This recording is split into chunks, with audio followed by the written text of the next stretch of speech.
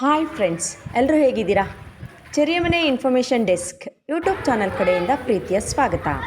ಸ್ನೇಹಿತರೆ, ಈಗಿನ ಸರ್ಕಾರಿ ಕಟ್ಟಡಗಳು 25ರಿಂದ 30 ವರ್ಷ ಬಾಳಿಕೆ ಬರೋದೇ ಹೆಚ್ಚು. ಆದರೆ ಸ್ವತಂತ್ರ ಪೂರ್ವದಲ್ಲಿ ಅಂದರೆ ಬ್ರಿಟಿಷರ ಕಾಲದಲ್ಲಿ ಕಟ್ಟಿದಂತಹ ಸರ್ಕಾರಿ ಕಚೇರಿ, ಶಾಲಾ ಕಟ್ಟಡಗಳು ಈಗಲೂ ಗಟ್ಟಿಮುಟ್ಟಾಗಿವೆ. ಕೆಲವೊಂದು ಶಿಥಿಲಗೊಂಡಿರ್ತಕ್ಕಂತಹ ಕಟ್ಟಡಗಳನ್ನು ಸರ್ಕಾರ ತೆರವುಗೊಳಿಸಿದೆ. ಫ್ರೆಂಡ್ಸ್, ನಮ್ಮಲ್ಲಿ ಶತಮಾನ ದಾಟಿದ ಬ್ರಿಟಿಷ್ ಕಾಲದಲ್ಲಿ ಸ್ಥಾಪನೆಯಾದ ಶಾಲೆಗಳು ಸಾಕಷ್ಟಿವೆ.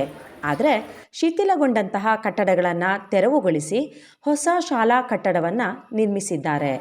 ಸ್ನೇಹಿತರೆ, ಈ ಪೀಠಿಕೆ ಯಾಕೆ ಅಂದರೆ ಬ್ರಿಟಿಷರ ಕಾಲದಲ್ಲಿ ಅಂದರೆ 154 ವರ್ಷದ ಹಿಂದೆ ಸ್ಥಾಪನೆಯಾದ ಶಾಲೆ, ಹಾಗೆಯೇ ಶಾಲಾ ಕಟ್ಟಡ ಈಗಲೂ ಗಟ್ಟಿಮುಟ್ಟಾಗಿದ್ದು ಅದೇ ಕಟ್ಟಡದಲ್ಲಿ ಶಾಲಾ ತರಗತಿ ನಡೀತಾ ಇರೋದ್ರ ಬಗ್ಗೆ. ಸ್ನೇಹಿತರೆ, ನಾವಿಂದು ವಿಡಿಯೋ ಮಾಡ್ತಾ ಇರೋದು ಕೊಡಗು ಜಿಲ್ಲೆಯ ಸೋಮವಾರಪೇಟೆ ತಾಲೂಕಿನಲ್ಲಿರುವ ಕೊಡ್ಲಿಪೇಟೆಯಲ್ಲಿ 154 ವರ್ಷದ ಹಿಂದೆ ಬ್ರಿಟಿಷರ ಕಾಲದಲ್ಲಿ ಸ್ಥಾಪನೆಯಾದ ಸರ್ಕಾರಿ ಮಾದರಿ ಪ್ರಾಥಮಿಕ ಶಾಲೆಯ ಬಗ್ಗೆ. ಫ್ರೆಂಡ್ಸ್, ಕೊಡ್ಲಿಪೇಟೆಯಲ್ಲಿ 1870 ಆಗಿನ ಬ್ರಿಟಿಷ್ ಸರ್ಕಾರ ಪ್ರಾಥಮಿಕ ಶಾಲೆಯನ್ನು ಪ್ರಾರಂಭಿಸಿತು. ಶಾಲಾ ಕಟ್ಟಡವನ್ನು ನಿರ್ಮಿಸಿ ಈಗ 150 ವರ್ಷಗಳು ಕಳೆದರೂ ಕೂಡ ಶಾಲಾ ಕಟ್ಟಡ ಗಟ್ಟಿಮುಟ್ಟಾಗಿದ್ದು ಈಗಲೂ ಇದೇ ಕಟ್ಟಡದಲ್ಲಿ ತರಗತಿಗಳನ್ನು ನಡೆಸಲಾಗ್ತಾ ಇದೆ. ಆದರೆ ಕೆಲವು ಶಿಥಿಲಗೊಂಡಿದ್ದ ಕೊಠಡಿಗಳನ್ನು ತೆರವುಗೊಳಿಸಿ ಹೊಸದಾಗಿ ಕೊಠಡಿಗಳನ್ನು ನಿರ್ಮಿಸಿರೋದರ ಹೊರತುಪಡಿಸಿದರೆ ಇನ್ನುಳಿದ ಕೊಠಡಿಗಳು ಗಟ್ಟಿಮುಟ್ಟಾಗಿದ್ದು ಅದೇ ಕೊಠಡಿಗಳ ತರಗತಿಗಳನ್ನು ನಡೆಸ್ತಾ ಇರ್ತದರ ಜೊತೆಯಲ್ಲಿ ಕಚೇರಿ, ಸಿಬ್ಬಂದಿಗಳ ಕೊಠಡಿಯನ್ನಾಗಿಸಿ ಬಳಸ್ತಾ ಇದ್ದಾರೆ.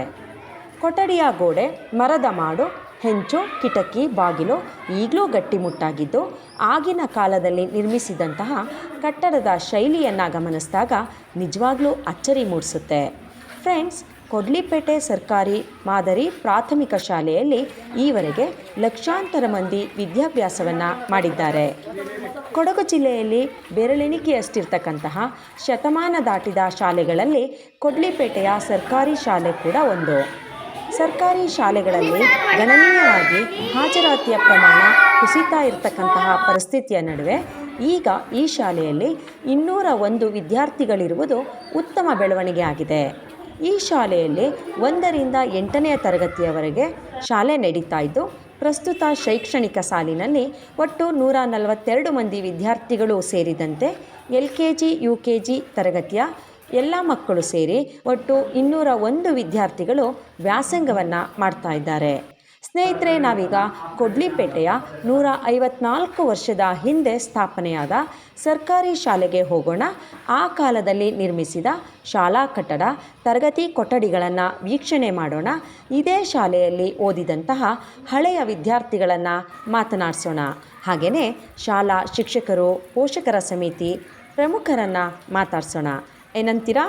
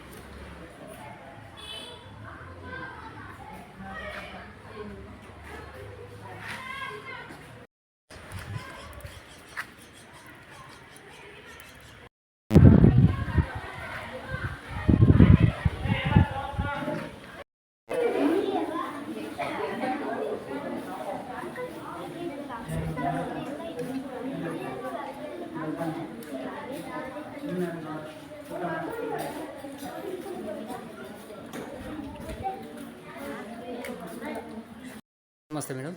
ನಮಸ್ತೆ, ನಿಮ್ಮ ಹೆಸರು? ನನ್ನ ಹೆಸರು ಆಶಾ DS ಅಂತ. ಇಲ್ಲಿ HM ಇದ್ದೀರಾ ನೀವು? ಮುಖ್ಯ ಶಿಕ್ಷಕರಾಗಿ ಕಾರ್ಯನಿರ್ವಹಿಸ್ತಾ ಇದ್ದೀನಿ. ಮೇಡಮ್, ಈ ಶಾಲೆ ಎಷ್ಟನೇ ಇಸ್ವಿಯಲ್ಲಿ ಪ್ರಾರಂಭ ಆಗಿರೋದು ಅಂತ ಹೇಳ್ತೀರಾ?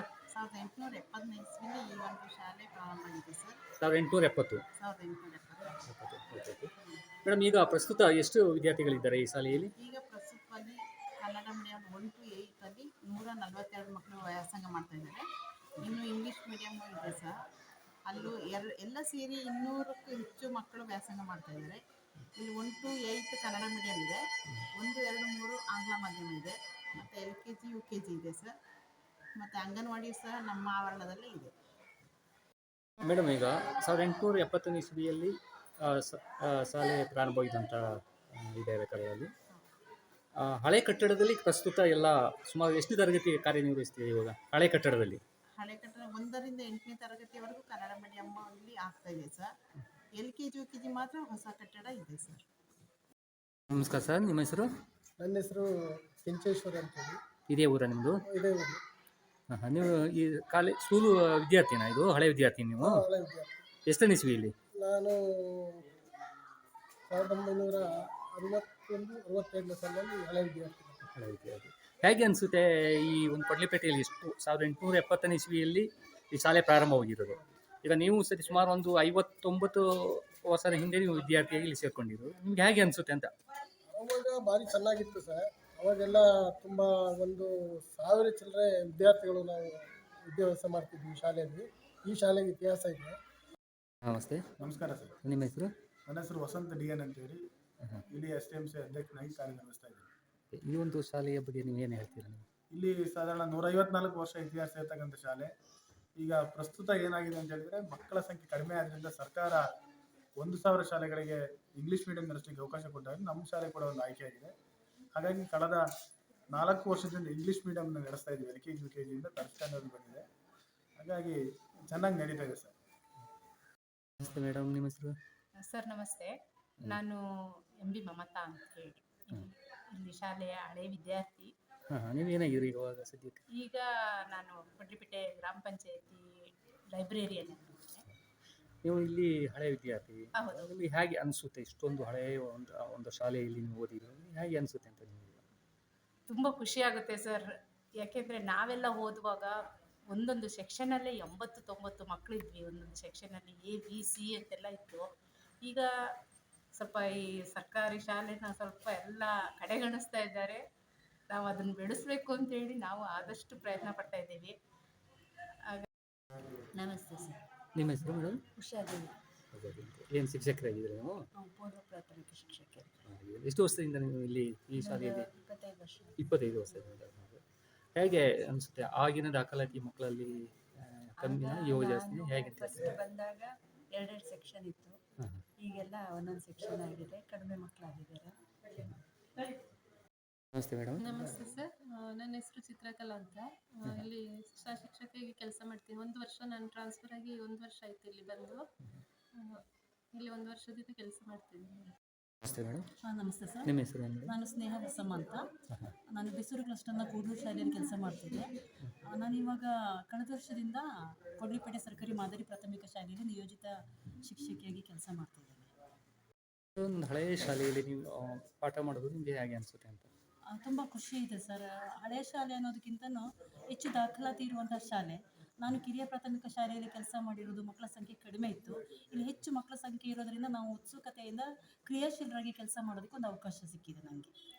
ಸ್ನೇಹಿತರೆ, ವಿಡಿಯೋ ನೋಡಿದ್ರಲ್ಲ, ಹೇಗನ್ನಿಸ್ತು? ಕಮೆಂಟ್ ಮಾಡಿ, ಲೈಕ್ ಮಾಡಿ, ಹಾಗೆ ಚೆರಿಯ ಮನೆ ಇನ್ಫಾರ್ಮೇಷನ್ ಯೂಟ್ಯೂಬ್ ಡೆಸ್ಕ್ ಚಾನಲನ್ನು ಸಬ್ಸ್ಕ್ರೈಬ್ ಮಾಡಿ.